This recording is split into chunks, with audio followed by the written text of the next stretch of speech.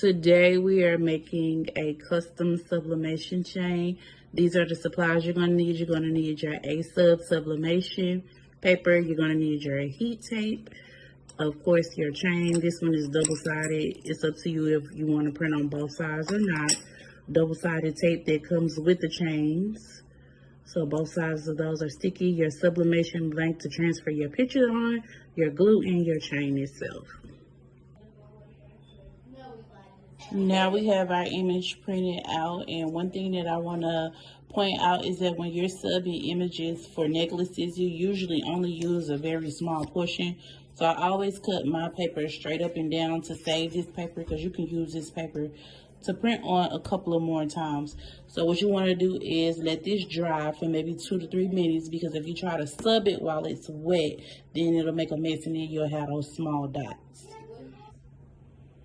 Okay, so now that our image is dry, you want to get your blank, but you also want to make sure to peel off the piece of film that's on the blank, because if you don't, it's going to melt your project and it'll be no good.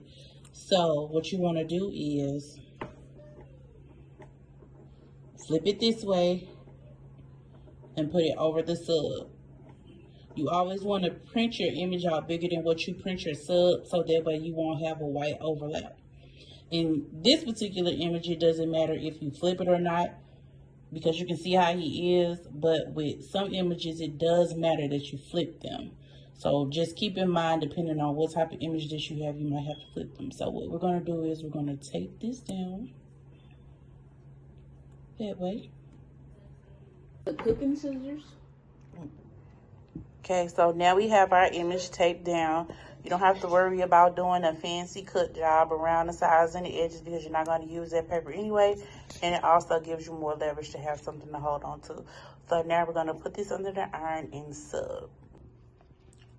Now, I sub my images with just a regular traditional iron that you use every day. That's for people who don't have the fancy equipment, who are just getting started. You can use an iron to sub your images. So usually I would use a piece of parchment paper, but for this video I'm not going to use it, because I want you to see how the image is going to transfer on the opposite side, so that you know you did a good sub. Okay, so we're just going to take our iron, press down a little bit over our image, and we're going to do this for about a minute with our sub, and just leave it there to transfer the image. Okay, so to show you how it transferred, which was right here, this is how you know that your image transferred correctly. And then you want to peel it off. It's hot. I let it cool down just a little bit. And then you got your picture there.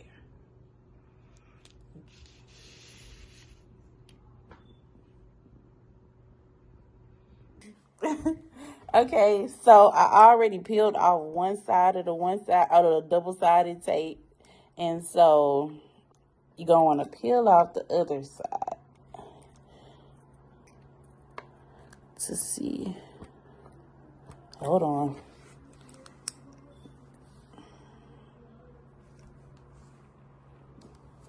I had to do the struggle tape, so you're gonna want to peel off the double-sided tape. Y'all, it don't move.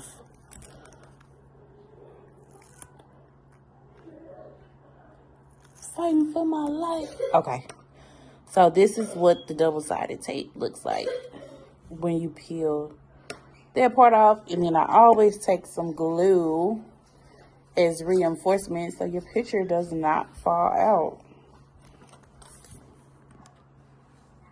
So when you glue, you want to be careful not to use too much, because if you use too much, it's going to seep on the sides and then it's going to mess up your picture. So just be mindful of when you put the glue on there, it's going to spread out when you put the picture in. So you take your image,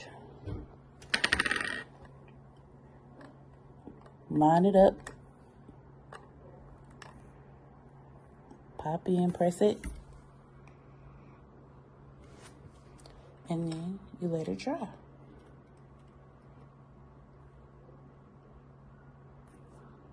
Okay, so now we have a beautifully sublimated necklace. And it takes about maybe about 15 to 20 minutes to dry. I like to let it dry.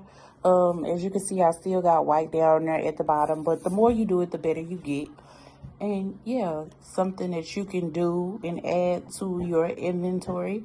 And it takes about maybe 15 minutes to make, and you can use everyday supplies like your iron.